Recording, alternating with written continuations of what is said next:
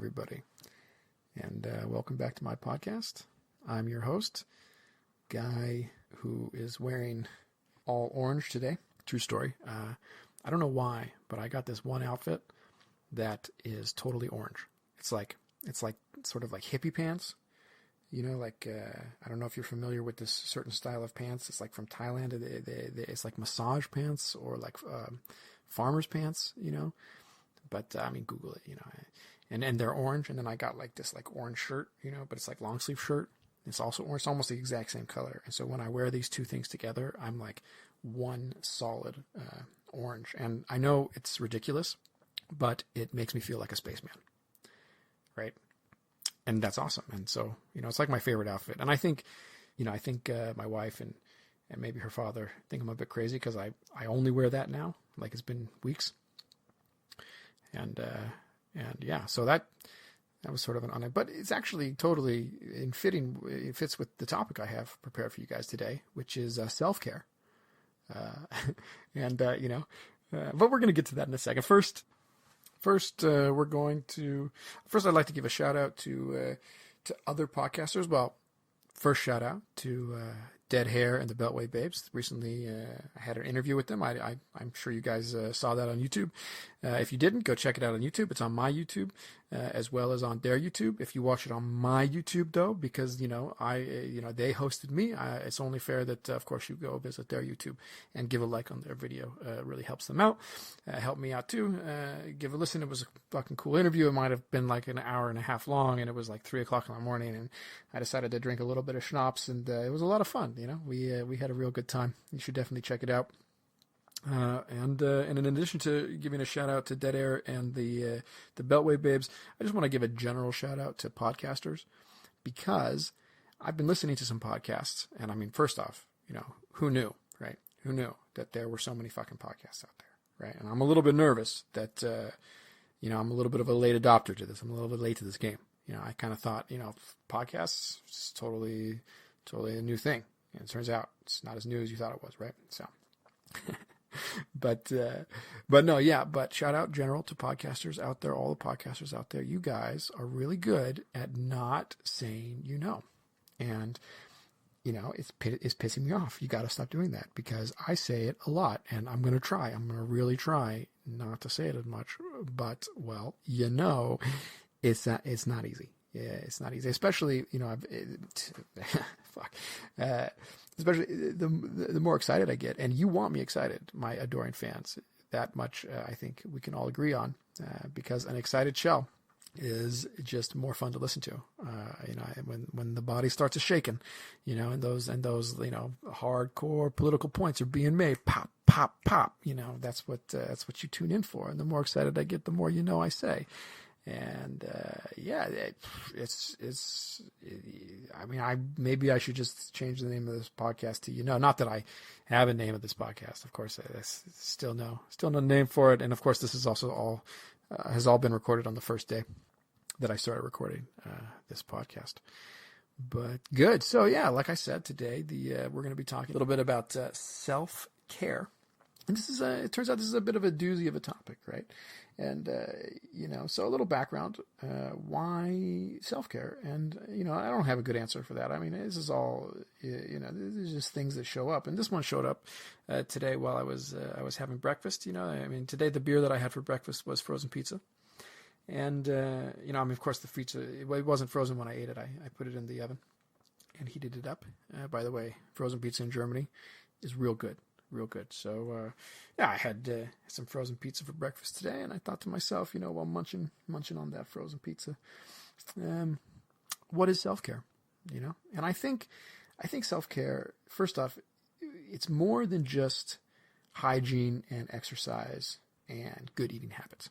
I mean, those things are a part of self-care, right? Like taking care of yourself also means, taking at least some steps towards being healthy. Yeah. And I'm a skeptic. I believe that, whatever you hold as sacred, we should probably just throw that out. Right. So like a lot of people say that, to be healthy, you need to follow a certain kind of like dietary and exercise regimen, and And of course, there's going to be some truth to that, right? Like if your diet is butter wrapped in, pancake and bacon and fried chicken and Oreo cookies, right? Like probably you're not going to have like the best health outcome with a diet like that.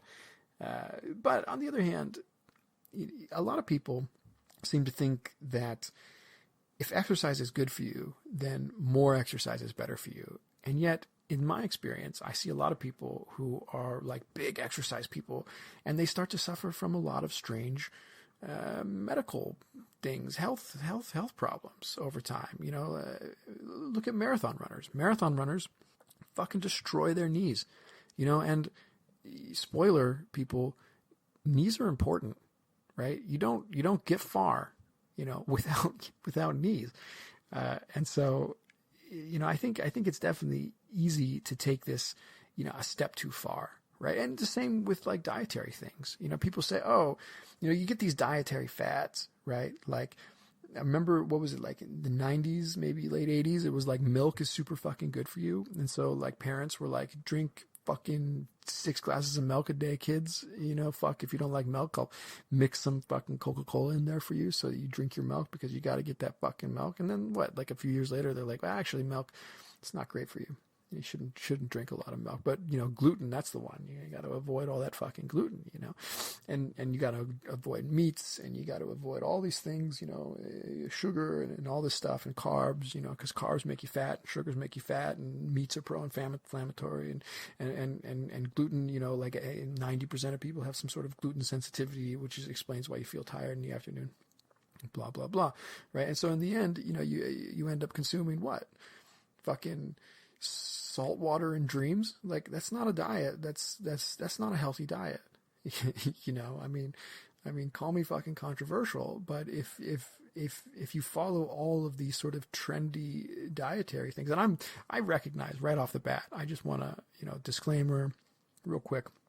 This podcast is going to piss everybody off, right? Except, it's like, here's the fucking, here's Chell, like, thanks for listening, guys, and I'm glad that you enjoyed it so far, and now, all of your cherished beliefs I'm just going to shit on them. I'm just going to shit on everything you believe in today in this podcast, and so please continue to support me on Patreon, which I have 0 supporters so far, so 1 supporter on Patreon would be great. Feel free to donate a couple $100 a month. That would go a long way for anyway. So, I think that there's all these dietary fads that people jump onto it, and they end up just eating next to nothing, and I can't speak for everybody, right? But for me personally, like, food makes me fucking happy. And it's a love-hate relationship because, I'm getting up there in years. I'm like 36 or 37 or whatever. I mean, I stopped counting, but and I've noticed that if I binge eat for a couple of days, like I put on weight, like noticeable weight, like in a few days, I've taken to like measuring myself every morning, and it's interesting when you do that. I mean, man, the fluctuations, like you fluctuate a couple kilos, which is like what? 4 or 5 pounds, nuts, dude. How much we fluctuate in weight, over a few days. But nevertheless, I love food, and honestly, I could probably lose weight and maybe therefore be quote unquote healthy if I adopted these rather radical dietary, habits. If I went and like gluten-free, sugar-free vegan, I might tack a couple years on and be healthy, but I would be miserable, I mean, every once in a while I want, a big old greasy piece of meat, and I recognize that there are, very legitimate ethical concerns about eating big old greasy pieces of meat. And I also think that meat consumption is fucking outrageous, especially in places like the United States, but also generally, around the world. We eat the shit out of animals, and those poor animals, they really got the short end of the stick. I mean, cows should be happily roaming through fields, and but instead they're locked in fucking cages and they're miserable. And my God, those creatures have existence, right? They are beings. You could simulate that being. It's a thing that could be experienced. I mean, they are experiencing that being. It's an experiential being. And would you want that experience to be your life? Would you want your life experience to be locked in a fucking cage and then slaughtered for your food, for somebody else's food, and maybe for your own food too? Because don't they feed cows to cows? Ah, fuck, and that's just fucking problematic. And if I am going to eat a big old greasy, juicy slab of meat, I will try to, source that meat as best I can from happy cows. And there's no goddamn guarantee about any of that, which is a topic for a future podcast, because, there's a lot of this, there's this huge trend, fuck. I saw a bit of this Joe Rogan interview with the CEO of Whole Foods, whatever that fucking demon's name is. I fucking don't know. But there's this whole weird idea in capitalism to make capitalism nice again, and so you get things are labeled as organic or fair trade and things like that. And I mean, I appreciate the sentiment. I think that, to a degree, that's cool. That's I like the idea of consuming a product that is quote unquote fair trade, that is at least, on some level trying to be less exploitative, On the other hand, I don't see a lot of evidence for us to trust those labels so well. And this is something that I would like to do a bit of a deeper dive into. But I think a lot of those labels, you get a factory in Bangladesh and they want to get the label for fair trade. So, they prepare a factory and they make it look all nice, and, they make their workers look all happy, and they invite some fucking inspectors in, and the inspectors check out the factory and say, yeah, this meets all of our criteria for fair trade. These workers are being paid better. They have better working conditions. This is cool. And then they get taken to the warehouse, and there's all these goods in the warehouse, and the inspector said, all right, we'll certify these goods as fair trade. And then, of course, those goods just came from other fucking factories. They just came from all the fucking child labor factories next door. They just put those goods in the warehouse of the Happy Factory and got a fucking label for all of them. This Happy Factory could never have possibly produced the amount of goods that just got labeled as fair trade, right? And I think these kind of things happen all the time in those systems. But I digress. That's obviously a digression. The topic today is self-care. And I think, in order to, understand self-care and what it means, we have to ask ourselves, what's it for? What's the goal, right? Is the goal to be healthy? And what does it mean to be healthy? Or do we just want to be physically healthy? Is the goal to, add more years to our life? Because, I think it's pretty obvious that one part of health is happiness, is a sort of general contentment with one's circumstances.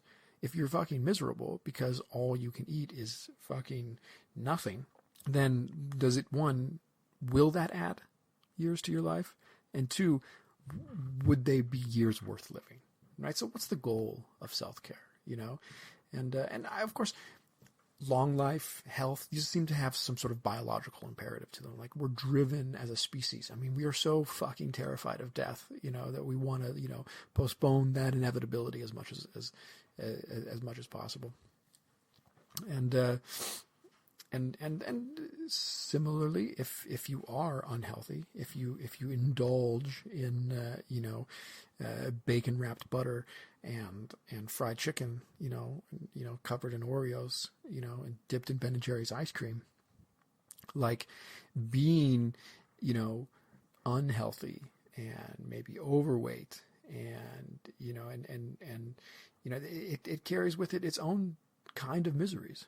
Not only do you have the potential for, discomfort and pain and, serious medical problems like diabetes, but you know, like you're also going to be a little bit of, you're going to be excluded. You know, I mean, if you're not capitulating to some, you know, current social norms, you know, about, you know, how bodies should look with big old fucking scare quotes around it.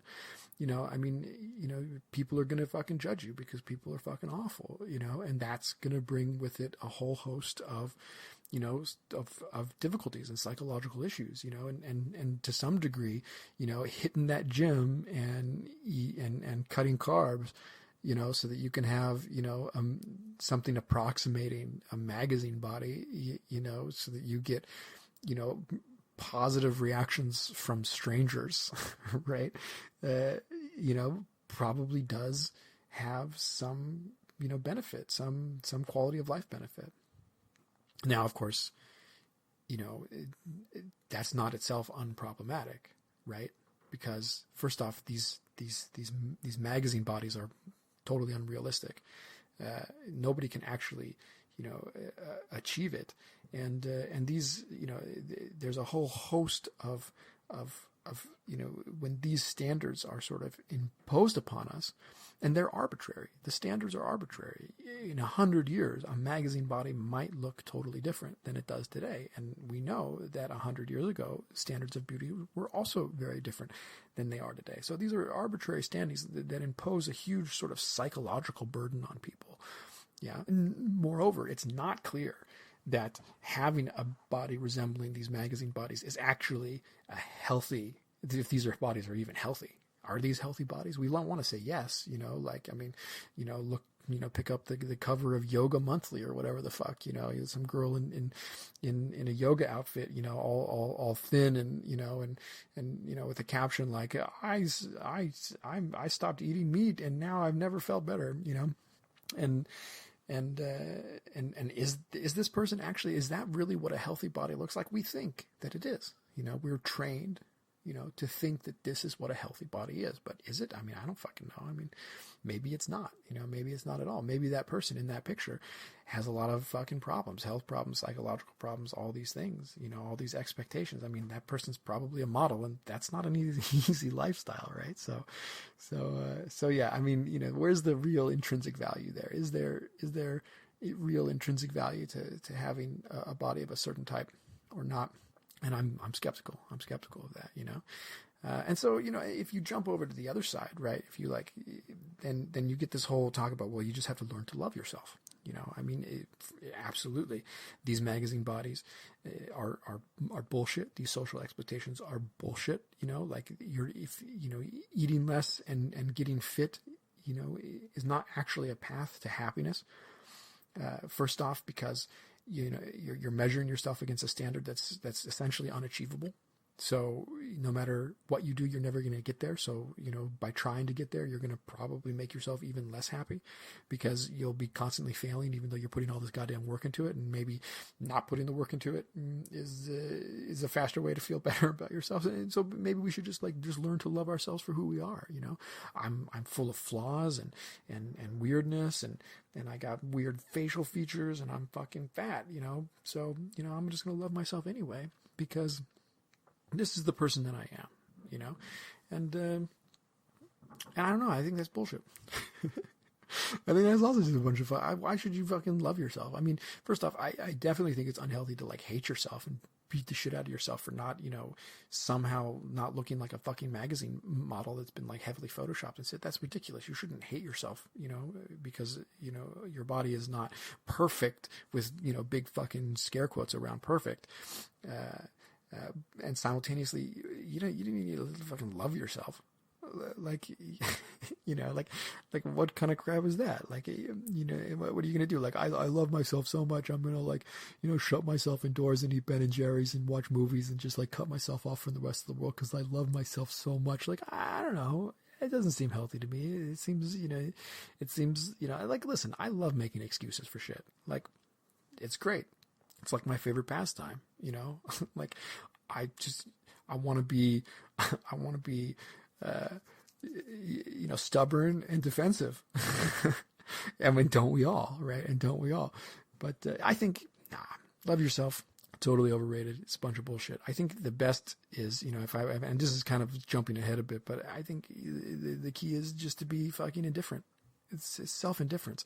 It's not self-loathing. It's not self-love. It's self-indifference, and self-indifference is much more flexible, because it means that sometimes you can try to make a change, like I'm fucking standing on a scale every day to, trying to eat a little bit less, trying to look a little bit, to look a little bit better, according to, currently, trendy social standards, and I'm trying to do it with a little bit of reflection and awareness, of course, but I am making that effort. And I think that's totally fine.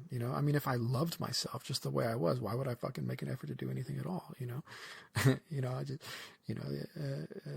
but I definitely am not like, beating myself up like, oh my God, I got to lose this weight. I look so fucking ugly. No, man, I'm happy with my belly. I'm fucking, 36 or 37 or whatever. You stop counting. And I expect to have a little bit, some love handles, there's more of me to fucking love, So yeah. So, self-loathing, self-love, I think both of these things are overrated, also difficult to maintain. I think a little bit of self-indifference, that I'm just the recognition that, I'm a ball of imperfections, and even making changes, even trying to get better is going to be rife with its own kind of imperfections, and not only am I imperfect to start with, but any effort I do to change, to become more perfect is already, the effort itself is going to be imperfect. Yeah. And then that's okay. That's okay. I don't need to be, completely enamored with myself. I don't need to stare in a pool and fall in and drown because I'm so deeply in love with myself, and I also, I don't need to, constantly, berate myself for not fitting some arbitrary social idea of what is beauty and what not beauty. So, I wonder how many times I said right there. For example, my never-ending quest to say less is just that, right? Like the is an imperfection that's part of me, and trying to say less. This effort that I'm making is also imperfect because I'm still saying And if I really took that, if I made that effort like the most central thing, I would basically have to quit the fucking podcast because I would never be able to say a goddamn sentence. Yeah. Because, the pops in a bunch of times. And if I really made it, the most important thing is just not to say, then it would be so hard to get my thoughts out. I would be constantly saying, accidentally, and then beating myself up about it. Oh my God, how could I possibly? I'm never gonna be a failure, man. And then there goes the fucking podcast, right? So, boom. There's some degree of indifference is necessary in order to live a totally normal, happy human life, right? Good. And there's another side to self-care that I want to jump into now, that I want to cover, because self-care, it's not just the hygiene and the exercise and the healthy eating habits and the trying to make your body conform to some, weird arbitrary social idea, right? It's also, this trend in work, this kind of self-optimization, being the best little worker bee that you can. And of course, being the best little worker bee requires that you also conform your body to socially arbitrary social standards. It requires, yoga and meditation and all of these kinds of things, in order to be the best little worker bee. Because, if you're stressed out to the max at work, the only way that you can keep going without, burning out is to hit that fucking 20 minutes of meditation. Get that 20 minutes of meditation in, and bam, you're ready to get back to work. You fucking, yeah. And I think that's a bunch of bullshit. So this is my podcast where I just think a bunch of these. This is all fucking bullshit. This is like, what's bullshit? Let me tell you. Today, you heard it here. It's all fucking bullshit.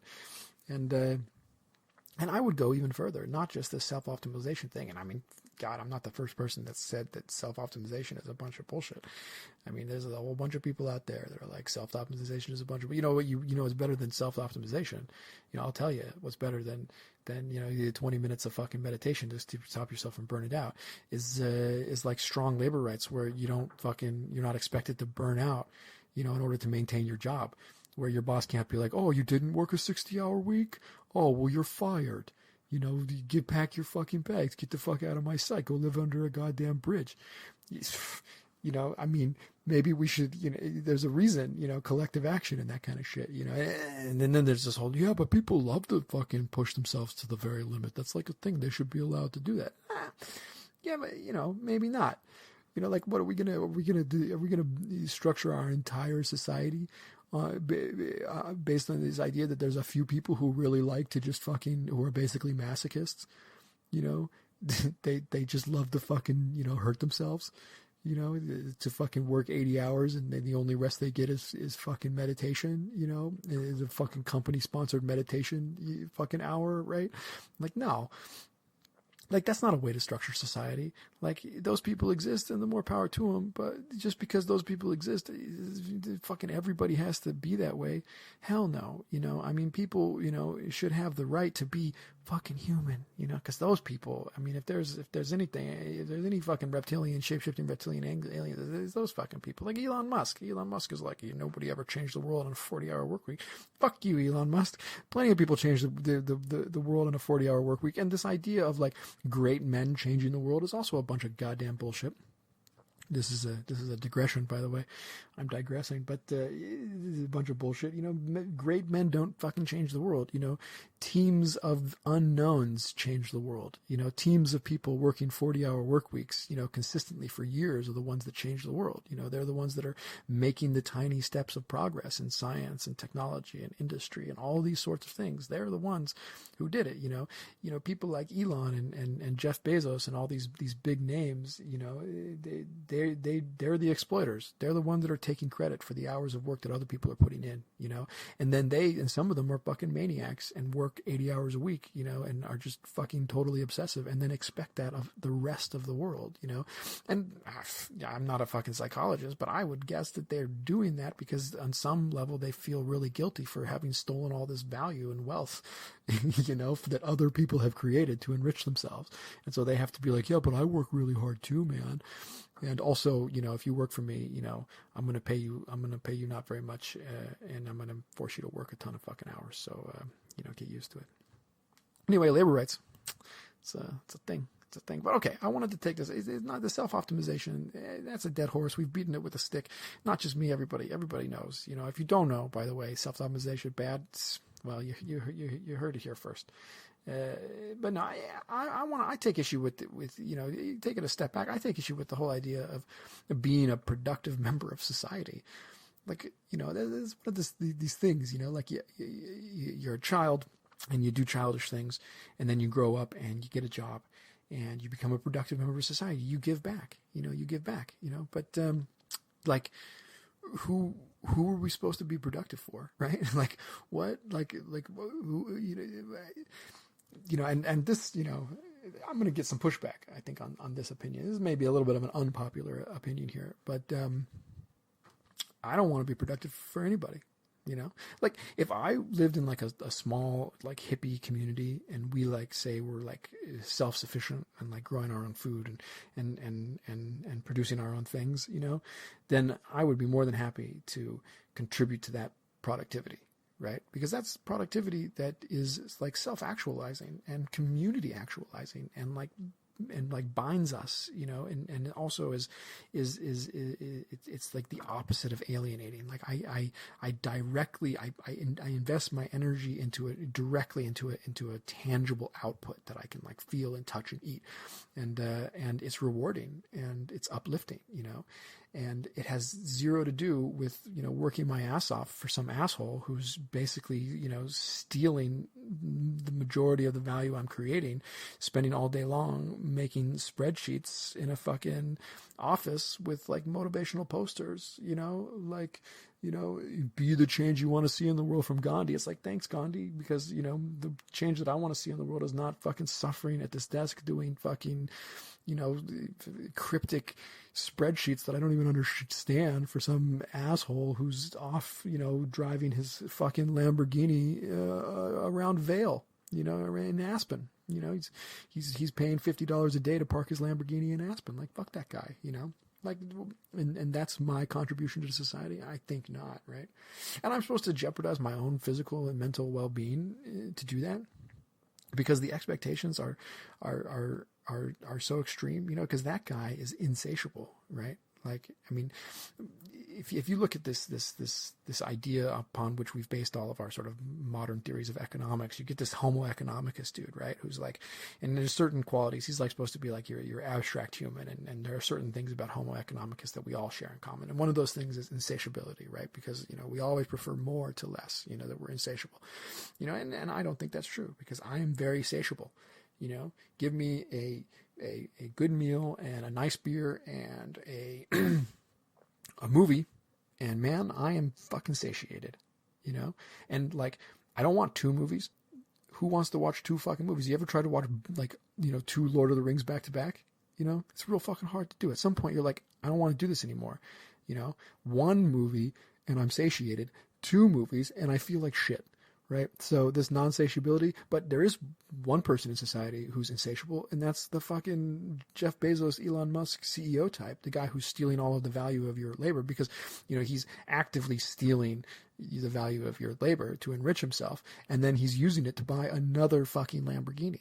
Right? Like, because one's not enough and two's not enough. Like, I need, more, I prefer more Lamborghinis to less Lamborghinis. That's the fucking guy who's unsatiable. And I'm supposed to fucking break my back and burn out so that motherfucker can have another Lamborghini.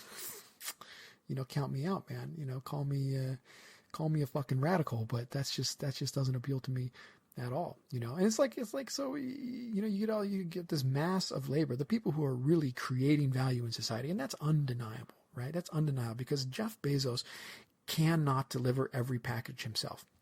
Right? He cannot sort all of those packages in his warehouses himself. He can't do that. Jeff Bezos alone is simply incapable of being Amazon. Right? In order for Amazon to have any value, in order for it to be as goddamn convenient and useful as it is, you need a multitude of people stacking boxes and labeling boxes and shipping boxes and delivering boxes. That's what's required to make Amazon work. That's where the value of Amazon is created. That, and those people are paid next to nothing so that Jeff Bezos can be worth billions of dollars, like literally billions of dollars, right? And so essentially Jeff Bezos is this big fucking, fat dude, obscenely, disgustingly, and he's being dragged up a hill by all of his fucking workers. They're dragging his ass up there, and I don't think that's a good situation. I don't think that's sustainable. I don't think there's anything just about that situation. I think that's a bunch of bullshit. Yeah, and if that's what it means to be a productive member of society, is to drag fucking fat Jeff Bezos up a goddamn hill, well then count me out. Then I don't want to be a productive member of society. I'd rather be a goddamn burden. Given the option between those two things, either, chain myself to some fucking Jeff Bezos and drag that motherfucker and all of his Lamborghinis up a goddamn hill, or, just be a goddamn leech on society. Well, I'll take the leech. Thank you very much. Fucking think the leech ultimately is more morally justifiable than the other one, And I mean, there would be a happy medium if people like Jeff Bezos were willing to, part with some of their fucking wealth and try to actually, create a system based on fairness. I mean, Jeff Bezos should make exactly the amount of money that he needs to live comfortably, which I would place it maybe, I don't know, let's say, it'd be generous, maybe $120,000 a year. That should be Jeff Bezos' full amount of money. All the rest of the fucking money that he accumulates should simply be distributed to the people who are creating value in his company. Right? And I don't know. I mean, I don't know how much that would mean for each of them. Maybe it would be a raise of only $10,000 a year, but still they go from making like $35,000 to $45,000 a year is a pretty big pretty big benefit. And maybe it's a raise of 50,000, 100,000 for each of those per year. You know what I mean? Yeah, and shit, we don't have to pay the workers more than Jeff Bezos, right? We can be fair. Let's just all get paid the same. You know, if it works out that way. And if Jeff Bezos makes a little bit more, yeah, I'm fine with that. As long as he's not making, you know, more than like 120,000. You know, this would be where the cap is. You know, and I mean, you know, I mean, is taxation theft, like the fucking libertarians would say? You know, it's something to talk about, something to think about. But it's not that we should, like, Jeff Bezos should make $1 billion and we should just tax it all so that the U.S. fucking military industrial complex can, like, go bomb some brown skinned people on the other side of the planet. Like, that's not an ideal situation either. You know, I think that Jeff Bezos should simply himself cap his own income and all of that of the rest of his fucking investors and shit at about $120,000, which is a very reasonable income, and then distribute the rest of the wealth himself. We don't need to distribute it through another mechanism, you know, though if the only choice is, you know, either Jeff Bezos accumulates a ton of money and doesn't distribute it at all, or the government gets a hold of a big portion of that and distributes it, you know, itself, then I would prefer the government doing it than to just Jeff Bezos accumulating wealth without end. You know, except the government has shown itself to be bad at distributing it because Jeff Bezos, you know, fucking doesn't pay any goddamn taxes, and the government's totally fine with that. Probably has something to do with Jeff Bezos lobbying the government, but yeah, again, digressing, and these are all good topics for their own podcast. But you know, the lesson, you know, so far quite clearly is that if being a productive member of society means you know breaking your back and burning out for the benefit of some asshole who drives his Lamborghini in Aspen all day long, then that doesn't make any sense. That's totally ridiculous. So, yeah. And again, you know, like, how much of this is just me trying to defend my own fucking lifestyle, right? Like, you know, I'm basically the poster child at the moment. I mean, hey, I got some excuses, and like I said, I love making excuses. It's fucking coronavirus, you know, it's not really an ideal time to be working and shit, you know, and you know, but yeah, you know, I mean, how much am I just, you know, being defensive about my own lifestyle, you know, trying to justify, you know, my lifestyle by saying, yeah, look at these like greater social problems, and that's, you know, making excuses for it. And yeah, sure, I'm sure that's there, you know, and would I feel better? Would I be more self-actualized if I became like an ambitious entrepreneur? If I tried to transition to like some sort of like soulless, you know, money-making asshole, you know, exploit the labor of others, would then I feel like more self-actualized, and then I would like probably say like, oh, you lazy fucking Amazon, you know, employees, you know, working your asses off, you know, I'm gonna cut your wages because you guys are just lazy. Would that be, you know, would that be better? I don't know. Like, would I feel as like a better human being? Like, you know, I think that if I did feel like a better human being, then that would just be more evidence that I'm actually a fucking asshole. So, you know, you might say, chill, you're just a fucking asshole. You know, like, that's why you talk about not wanting to be a productive member of society. You'd rather be a leech on society because you're just a fucking asshole. But it seems to me that, like, if I really, you know, made my ambition to be successful in this sort of like, you know, this sort of the sense that of what success is now that everybody talks about, to be rich and entrepreneurial and blah blah blah. If that became my ambition, well, then I would actually be an asshole.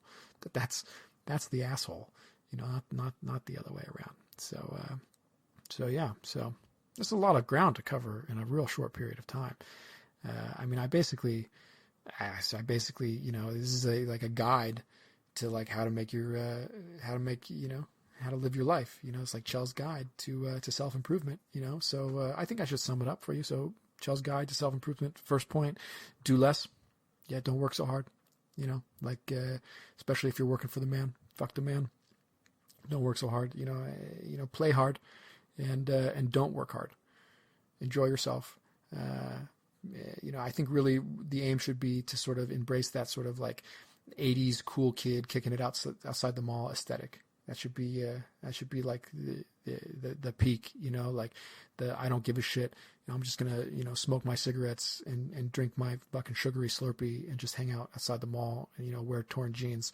And that's the goal, you know, that's the goal.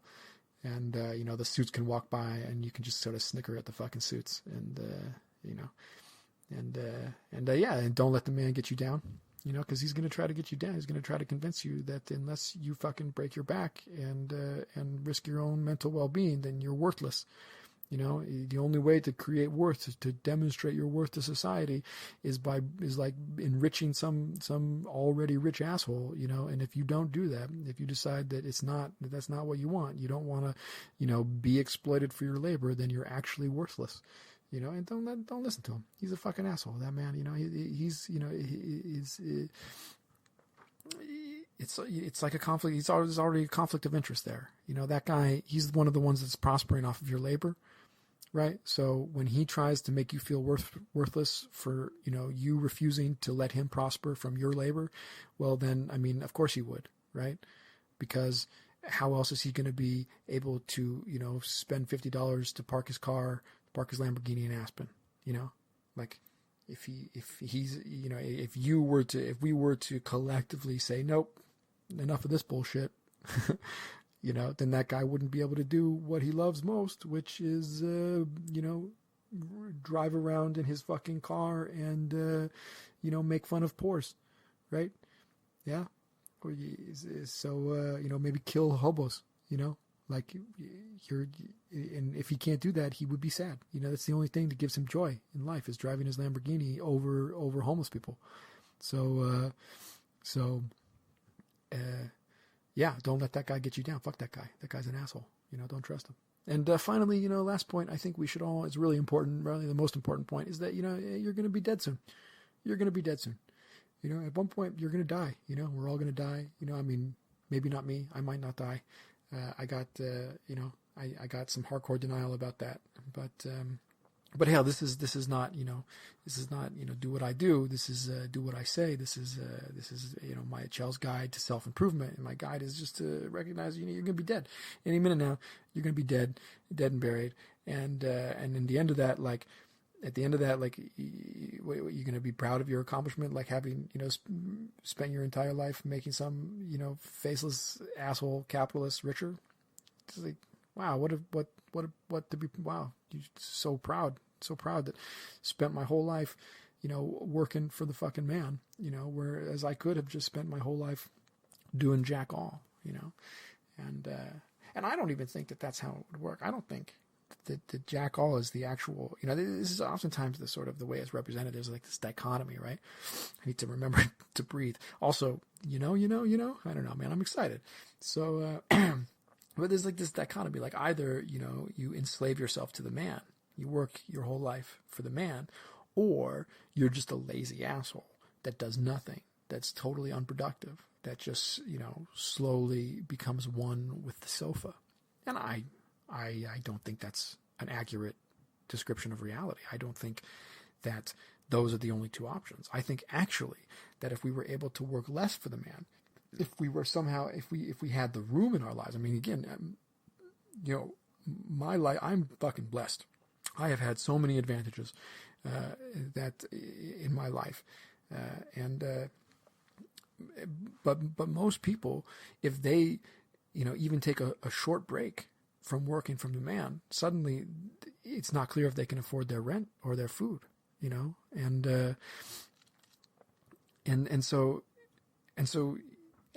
this is maintained by, indoctrinating people to the idea that if they're not working for the man, then they're just lazy slobs, right? But I think that if we could somehow work less for the man and nevertheless have the basic things that we need, like shelter and clothing and good food, then that all that extra energy we would win from that. At first we might just be like, oh fuck, take a deep breath and, chill out on the sofa for a few weeks to just sort of recuperate, right? From this fucking, from working for the man so hard for so long, right? But once that recuperation phase is done, I think that energy would be redirected towards the most amazing tasks, the most amazing things that you could fucking imagine. People would become artists. They would start growing food in their city. They would start fucking podcasts. They would become really awesome video game players in massively multiplayer online games I mean, that's something that's, has a huge stigma, right? Even though more and more people are doing it. And I mean, the ones that play a lot create content for the rest of the players, I mean, those people, become the leaders of little online empires, which are fucking so cool, man. If somebody could work less for the man and spend more time creating vibrant online video game communities, is fucking awesome for them. But it would also be awesome for them to, like I said, create art, do podcasts, do some political activist shit. There's the possibilities are endless, and the only thing that's preventing people from regularly, pursuing these possibilities is a lack of energy, because our energy is, completely monopolized working for the man. So yeah, that's Chell's Guide to Self-Improvement. Thank you for listening. Don't work so hard. Be that, 80s cool kid kicking it outside the mall. Don't let the man get you down. And remember, you're going to be dead soon. So, there's a hard limit. and yeah, so, I don't know. I don't know. How are you guys feeling? How's life working for the man? Talk about it in the comments. Leave a comment, working for the man. Yes or no, good or bad. Let me know. Share your life experiences with me. I'll try not to shit all over them. No, I mean, I would never do that to you. Yeah. So yeah, Patreon, support me, give me your money, or just listen to my podcast. You don't really need to give me any money. So as long as you're listening, that's reward enough. Thank you very much. And I will see you again. Well, you'll hear me again very soon. Thank you very much. And goodbye. Hey, everybody. One last thing. I am actually in the process of moving house now, or I will be by the time this podcast comes out, which means the next couple of weeks I probably will not have any access to the internet. And that means that I probably will not be able to put any podcasts up. So you're probably going to have to wait until 2 weeks, or maybe even after Christmas, because 2 weeks from now is Christmas, before you hear from me again. But I will be back, and I look forward to you hearing from me then. So take it easy, everybody, and happy holidays.